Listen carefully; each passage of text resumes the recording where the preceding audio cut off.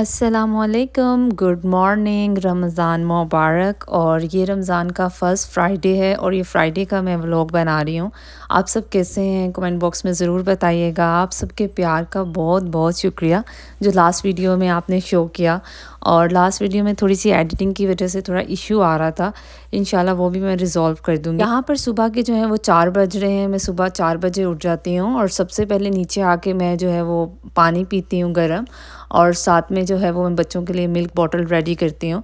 और फिर तहज्जुद की नमाज़ पढ़ के और फिर मैं सहरी बनाना स्टार्ट करती हूँ। तो सहरी मुझे बनाने में मुझे बिल्कुल भी टाइम नहीं लगता, क्योंकि मुझे 2 या 3 लोगों की सहरी बनानी होती है और मैंने पहले से जो है वो रमज़ान में प्रिपरेशन करके रखी हुई है, तो जिससे टाइम भी सेव हो जाता है और जल्दी से आपकी सहरी भी बन जाती है और आपको इबादत का टाइम भी मिल जाता है। यहाँ पे मैं रात को जो है वो पानी के अंदर सौंफ, ज़ीरा और धनिया के जो सीड होते हैं वो डाल के 1-1 चम्मच और रख देती हूँ, और सुबह यही जो है इसके अंदर मैं हनी डाल लेती हूँ और एप्पल साइडर विनेगर डाल के मैं ये पीती हूँ गरम। तो इससे क्या होता है कि एक तो डाइजेशन हो जाती है और एक ये वेट लॉस में भी बहुत हेल्पफुल है। तो मैंने जब से ये स्टार्ट किया है तो मुझे फ़ील हो रहा है कि एक तो वेट लॉस का भी है और मैं सारा दिन प्रोडक्टिव रहती हूँ, और इससे डाइजेशन भी जो है वो फ़ौरन हो जाती है। यहाँ पे मैं तहज्जुद की नमाज़ पढ़ रही थी, और तहज्जुद की नमाज़ के टाइम पे बच्चों का भी जो टाइम हो जाता है तो उनकी मिल्क बॉटल के लिए तो मुझे उठना होता है। तो मेरी एक ना हैबिट बन गई हुई है, तो मैं इस हैबिट से बहुत खुश हूँ अपनी। आज रमज़ान का जो था वो पहला फ्राइडे था, और रमज़ान तो वैसे ही बरकतें और रहमतें वाला होता है, तो जुमे की वजह से इसकी बरकतें रहमतें और भी ज़्यादा डबल हो जाती हैं।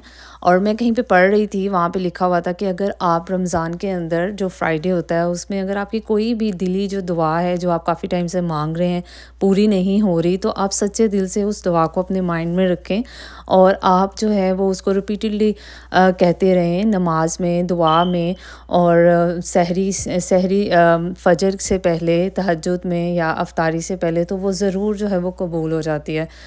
यहाँ पे जो है ये मिल्क बॉटल्स मैंने नहीं ली थी, तो सोचा आपके साथ शेयर कर दूँ। ये मैंने अमेज़न से बाय की थी, डॉक्टर ब्राउन की ये मिल्क बॉटल है, और टोडलर्स के लिए ये बेस्ट है क्योंकि ये स्पिल प्रूफ है और इतनी अच्छी हैं, इसमें दूध लीक नहीं होता। अगर आप बच्चों को मॉर्निंग में या रात को सोने से पहले मिल्क बॉटल देते हैं तो ऐसा कोई भी डर नहीं होता कि यार ये लीक होंगी, दूध बेड पे गिरेगा।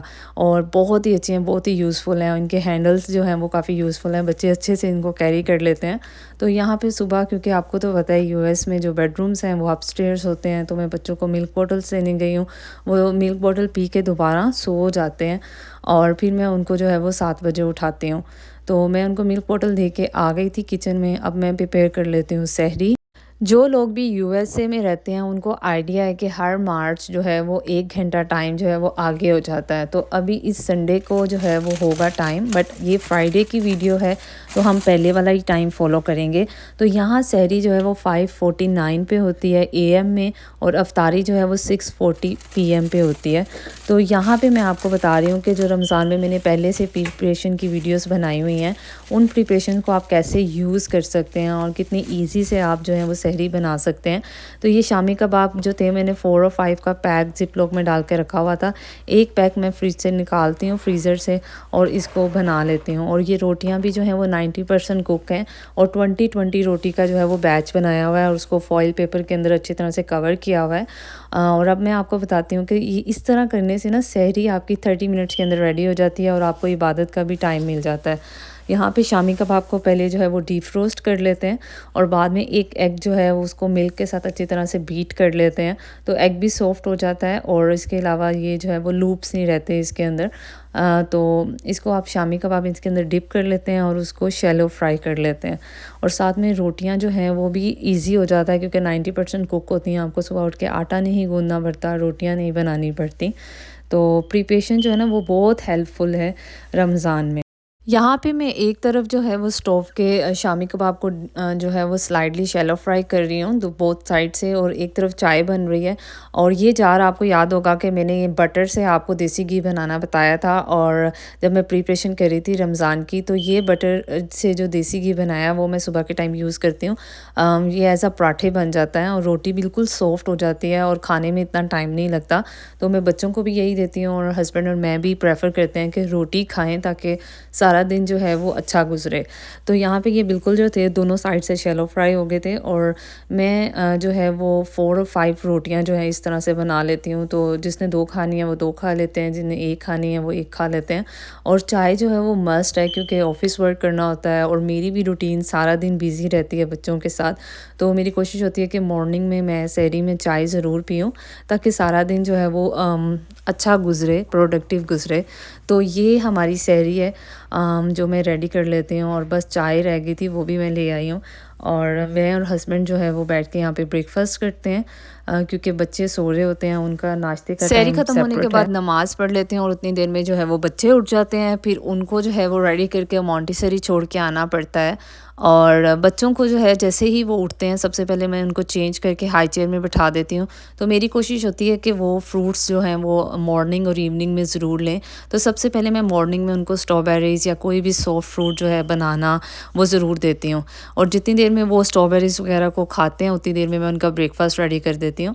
और यहाँ पे आपको पता है कि बिल्कुल पैकिंग चल रही है, तो मैं वो भी आज आपके साथ शेयर करूँगी कि कहाँ तक पैकिंग हो गई है। बच्चों को ना हेल्दी चीज़ चाहिए होती है मॉर्निंग में और हर रोज़ जो है ना उनको नई चीज़ चाहिए होती है। तो एक ही चीज़ आप उनको डेली बेसिस पे नहीं खिला सकते क्योंकि वो खाते भी नहीं हैं। तो आज मैं उनको फ्रेंच टोस्ट बना के दे रही थी। तो ये फ्रेंच टोस्ट ना बहुत ही ईज़ी और क्विक है। सबसे पहले 2 एग ले लेने हैं, उनको बीट कर लेना है। उनके अंदर ना थोड़ा-सा जो है वो सिनेमन पाउडर डाल देते हैं और इसके अलावा आप उसके अंदर कार्डेमम पाउडर्स भी डाल सकते हैं, इलायची, ग्रीन इलायची का। और ये मैं बटर, ऑल बटर जो है वो ब्रेड यूज़ करती हूँ। ये किसी भी का आपको स्टोर से मिल जाएगी, पब्लिक ग्रोसरी स्टोर से। और ये उनकी जो है ना वो फ्रेशली मेड होती है, वो आपके सामने बनाते हैं। और इसके इंग्रेडिएंट्स में भी कुछ इतनी ज़्यादा जो है वो चीज़ें ऐड नहीं की गई जैसे कलर्स हैं, केमिकल्स वगैरह। तो मैं यही वाली ब्रेड जो है वो बच्चों को देती हूँ और ये बहुत ही सॉफ्ट होती है और टेस्टी होती है। तो यहाँ पे आप बटर मैंने फ्राई पैन में डाल दिया था और उसमें मैं 2 स्लाइसेस डाल देती हूँ। और जो 2 स्लाइसेस के बाद लेफ़्ट ओवर होता है बैटर वो इसी के ऊपर डाल देती हूँ। तो ये क्या होता है थोड़ा फ्लफ़ी हो जाता है और बच्चे ना एक से ज़्यादा नहीं खाते क्योंकि एक तो छोटे हैं और साथ में फिर फ्रूट्स भी वो ले लेते हैं। तो वो इतना ही खाते हैं, तो मैं एक-एक स्लाइस ही बनाती हूँ। बट मेरी कोशिश होती है कि मैं सारा बैटर जो है वो यूज़ करूँ ताकि वेस्ट ना जाए। यहाँ यूएसए में लाइफ़ इतनी बिज़ी है और बच्चों के साथ तो लाइफ़ और भी ज़्यादा बिज़ी हो जाती है और सारे काम जो है वो माँ ने ही करना होता है। तो इसके लिए ना आपको प्लानिंग और प्रिपरेशन से चलना पड़ता है। वीकली अगर आप मील प्रेप करके रख लें और पहले से प्लान करके रख लें तो काम बहुत ईज़ी हो जाता है। तो यहाँ पे मैं उनको नाश्ता कराऊँगी, उनको रेडी करूँगी और उनको स्कूल ड्रॉप करके आऊँगी। और आज फ्राइडे था तो रूटीन बहुत ज़्यादा जो है वो बिज़ी होती है। बच्चों को मैंने स्कूल ड्रॉप कर दिया था और उसके बाद उनके स्कूल के पास ही जो था ये क्रोगर का फ्यूल पंप था। तो आपको तो पता है यूएसए में सारे काम आपको खुद ही करने पड़ते हैं। तो मेरी गाड़ी है तो मुझे अपनी गाड़ी की मेंटेनेंस और केयर भी खुद ही करनी पड़ती है और इवन फ्यूल भी खुद ही डालना पड़ता है। तो यहाँ पे मैं आ गई थी गाड़ी के अंदर जो है वो ऑयल डाल लें और मैं जो है वो प्रीमियम यूज़ करती हूँ और पहले तो मुझे बिल्कुल नहीं आता था बट ये सब चीज़ें मैंने सीखी हैं। ड्राइविंग सीखी है यहाँ यूएसए में आके और गाड़ी को कैसे मेंटेन करना है, फ्यूल कैसे डालना है। और अभी क्योंकि मुझे काफ़ी टाइम हो गया है तो ये चीज़ें अब मुझे बिल्कुल भी जो है वो मुश्किल नहीं लगती। और ये एक बिल्कुल न्यू एक्सपीरियंस है कि खुद से आपने सब कुछ जो है वो करना है। और तो मैं आज की रूटीन में आपको ये दिखा रही थी क्योंकि ये भी रूटीन का पार्ट है। बहुत से घर लोग आके पूछ रहे थे कि आप मूविंग कब कर रही हैं, नए घर में क्यों, कब मूव हो रही हैं? तो जैसे कि मैंने आपको बताया कि मैं आपके साथ मूविंग का भी जो है वो व्लॉग शेयर करूँगी, बट मैं साथ-साथ कैसे मूविंग कर रही हूँ ये मैं आपको बताती हूँ। तो मैं पैकिंग जो है वो कर रही हूँ और मेरा पैकिंग का तरीका ये है कि यहाँ यूएसए में ना आपको ये बॉक्सेस मिलते हैं, आप कहीं से भी मंगवा सकते हैं। होम डिपो से मैंने ये सारे बॉक्सेस मंगवाए थे और जो चीज़ें यूज़ की नहीं हैं और जिस जगह की हैं वो उनका नाम लिख के, जैसे किचन सिंक का कैबिनेट के अंदर का जो सामान था जो इस्तेमाल नहीं हो रहा वो सब मैंने एक बॉक्स में डाल दिया है। और जितने भी मसाले जो थे वो ऑलरेडी हैं जो मैंने स्टोरेज में रखे हुए थे पेंट्री में, तो वो सब यूज़ नहीं हो रहे तो वो मैंने बॉक्सेस में डाल दिए हैं। और ये मैंने किड्स का जो प्ले एरिया है इसके अंदर उनके जो प्ले रूम की बुक्स थी सारी जो कि अभी यूज़ नहीं हो रही वो मैंने सब स्टोर कर दी हैं। इसी तरह उनके एजुकेशनल टॉयज़ का जो है वो एक बॉक्स बना दिया है। और इस तरह जो भी चीज़ें हैं ना वो मैं बॉक्सेस बना के रखती जा रही हूँ। तो जब भी मूवर्स आएँगे तो ये सब चीज़ें जो हैं ऑलरेडी मूव हो जाएँगी और जिन चीज़ों को जिन कमरों के अंदर जाना है वो उन कमरों में चली जाएँगी। जैसे अभी वॉशरूम है तो ये होम डिपो से बड़े लार्ज बॉक्सेस आए थे, तो उसके कैबिनेट के अंदर बाथरूम के जो कैबिनेट हैं उनका जो सारा स्टफ़ है वो भी मैंने इनके अंदर रख दिया है। और बाद में जब मैं इनको सील कर दूँगी, और मेन चीज़ ये है कि आप उनका नाम लिख दें ऊपर, तो उससे बहुत ईज़ी हो जाता है, वो मूविंग वाले वहीं पे जाके रख देते हैं। तो ये सारी बेडशीट्स हैं तो ये मेन बेडरूम में जाएँगी, और ये भी सारी बेडशीट्स हैं और टॉवल्स हैं तो वो भी सब मैंने जो है वो खाली कर दिया है। यहाँ पे मैं आपके साथ एक ऐप शेयर कर रही हूँ जिससे मैं जो है वो कुरान सारा दिन लिस्ट सुनती भी रहती हूँ और पढ़ती भी रहती हूँ, और बहुत ही अच्छा है। इसका नाम कुरान मजीद है, और ये आपको ऐप स्टोर से आप डाउनलोड कर सकते हैं। और इसके अंदर क्या है कि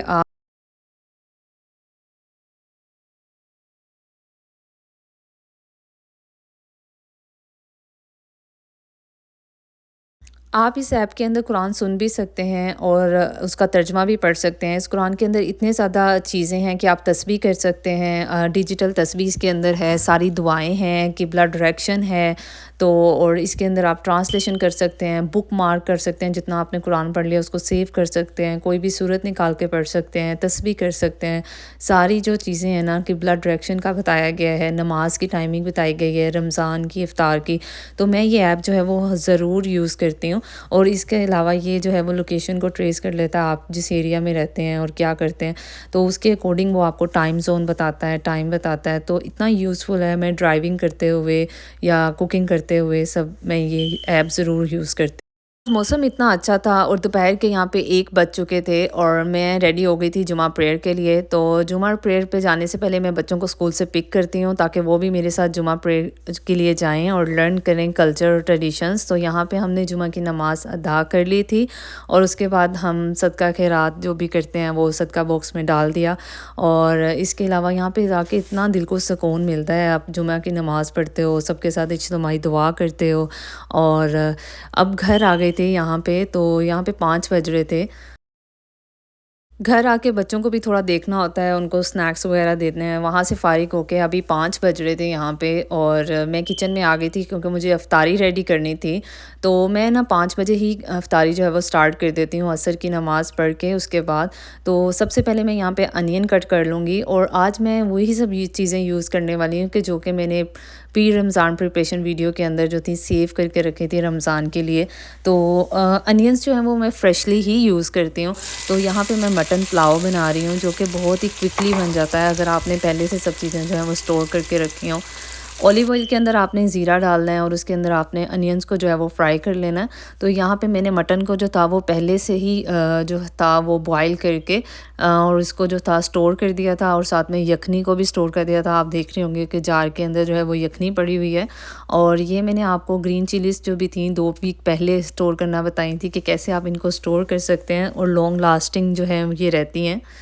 और ये जार जो है अदरक लहसुन की पेस्ट का, ये भी प्री रमज़ान प्रिपरेशन के अंदर मैंने आपको बताया था कि कैसे आप इनको स्टोर कर सकते हैं। आप ऊपर देख रहे होंगे ये येलोइश जो है ये ऑलिव ऑयल है जो कि मैंने ऊपर से डाला था ताकि जो है ये ख़राब ना हो। तो आज मैं यही जार जो है वो यूज़ करने वाली हूँ, अदरक और लहसुन की जो है वो पेस्ट। और इसके अंदर आप मटन डाल दें। मटन जो है वो जब डीप रोस्ट हो जाता है अच्छी तरह आप एक दफ़ा उसको कुक कर लेते हैं अनियंस और ज़ीरे के साथ ऑयल में। और जब ये डीफ्रोस्ट हो जाता है तो तब हम ऊपर से बाकी सारी चीज़ें डाल देते हैं। मैं एक्स्ट्रा ज़रा सा भी पानी यूज़ नहीं करती। जो 2 टोमेटोज़ मैंने कट करके रखे हुए थे वो मैं इसके अंदर ऐड कर दूँगी, और टोमेटोज़ के पानी में ही जो टोमेटो का पानी है उसमें ही ये अच्छी तरह से जो है वो पक जाएँगे। यहाँ पे मैंने 2 अदर लार्ज टोमेटोज़ तो थे वो डाल दिए थे। टोमेटो अच्छी तरह से जो थे वो फ्राई हो गए थे, उनका पानी जो था वो निकल गया था। तो यहाँ पे मैंने जो है वो शान वालों का मटन पुलाव का जो मसाला है वो इसके अंदर डाल दिया है हाफ़ पैकेट, क्योंकि मैं 2 कप चावल बना रही हूँ। तो 2 कप में आप 4 कप जो है वो यखनी डाल देते हैं। तो 3 कप मैंने डाला था और 1 कप बाद में एक्स्ट्रा डाल दिया था। अभी इसको जस्ट मिक्स करना है, और जब बॉयल आ जाएगा तो आपने इसके अंदर राइस डाल देने हैं, तो आपका जो है वो पुलाव बिल्कुल रेडी हो जाएगा। अब आ जाते हैं दूसरी रेसिपी रेसिपी की तरफ। तो यहाँ पे मैंने ना पकोड़ा मिक्स का जो बैटर था वो बना के रखा हुआ था। अगर आपने मेरी लास्ट वीडियो देखी होगी तो जस्ट आपने जितना यूज़ करना है उतना सा निकालें और आपने इसके अंदर जो भी चीज़ें ऐड करनी है, मैं नॉर्मली तो बैंगन ऐड करती हूँ, बट आज मैं जो था वो इसके अंदर अनियन और स्पेनिश यूज़ कर रही हूँ, जिसको हम पालक कहते हैं। तो ये बेबी पालक भी जो है ना वो मैंने अच्छी तरह से वॉश करके ड्राई करके ज़िप लॉक बैग में डाल के रख दी थी। अब जस्ट इसको थोड़ा सा चॉप कर लेना है, ज़्यादा नहीं करना, और इसको इसके अंदर ऐड कर देना है और फिर जस्ट इसको पानी डाल के अच्छी तरह से हाथ से जो है वो गूँध लेना है। आप जितना देर के लिए ये पकोड़े का बैटर रखेंगे उतने उतने ही पकोड़े आपके क्रिस्पी और मज़े के बनेंगे। इन चीज़ों के इस्तेमाल से प्री रमज़ान प्रिपरेशन करने से आपकी लाइफ कितनी ज़्यादा आसान हो जाती है, ये आपको खुद पता चलता है जब आप अफ्तारी बना रहे होते हैं। तो ये देखिए मैंने बैटर जो था वो बिल्कुल रेडी कर लिया था। मुझे स्पाइसेस निकालने नहीं पड़े, डालने नहीं पड़े, रखने नहीं पड़े, और मैं यहाँ पे बच्चों को देखने आ गई थी। और यहाँ पे मेरी बेटी जो है उसको कलरिंग और पेंटिंग का शौक़ है, तो मैंने उसको वहाँ पर बिज़ी कर दिया था। और बेटे को मैगनेट्स का शौक़ है, तो वो यहाँ पर मैगनेट्स के साथ खेल रहा था। और पूरा लिविंग रूम जो था वो मैस था, बट क्या करें, अफ्तारी आपने रेडी करनी होती है, बच्चों को भी देखना होता है साथ साथ। तो ये मेरे फादर इन लॉ आ गए थे मेरी हेल्प करने, तो वो कह रहे थे कि मैं पाइनएप्पल कट कर देता हूँ, और बाकी फ्रूट जो है वो मैंने इस चॉपर में चॉप कर लिए थे। और इस चॉपर के इतने ज़्यादा बेनिफिट्स हैं और ये टाइम इतना ज़्यादा सेव करता है, आपका बिल्कुल भी टाइम कंज्यूम नहीं होता। सारे फ्रूट्स को आपने इक्वली अगर कट करना है तो ये चॉपर बेस्ट है। तो जो पाइनएप्पल उन्होंने कट किए थे वो मैं यहाँ पे चॉप कर दी हूँ। इसके अंदर मैंने एप्पल किया है, पीच किया है, बनाना किया है, ब्लूबेरीज़ किए हैं, थोड़ी सी स्ट्रॉबेरीज़ डाली हैं। और जैसे जैसे फ्रूट रेडी हो जाती है कोई भी चीज़, तो मैं डाइनिंग टेबल पे उसको यहाँ पे 6:15 हो रहे थे और मेरा आधे से ज़्यादा काम कंप्लीट हो गया हुआ था। बस अब फ्राई करने वाली चीज़ें रह गई थी और पानी बनाना रह गया था।